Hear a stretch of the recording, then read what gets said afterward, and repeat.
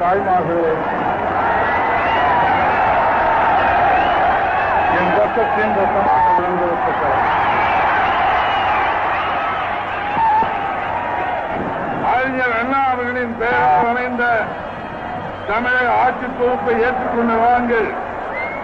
மக்கள் மன்றத்தின் முன்னால் நின்று கீழ்கண்ட உறுதிமொழிகளை பிற்படுத்தப்பட்ட மக்கள் ஆகியோரின்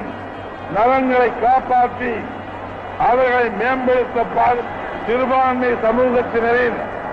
உரிமைகளும் நலன்களும் எல்லா வகைகளிலும் காப்பாற்றும் விவசாயிகள், கைத்தறி நெசவாளர்கள், மீனவர்கள், தொழிலாளிகள், பாட்டாளிகள்,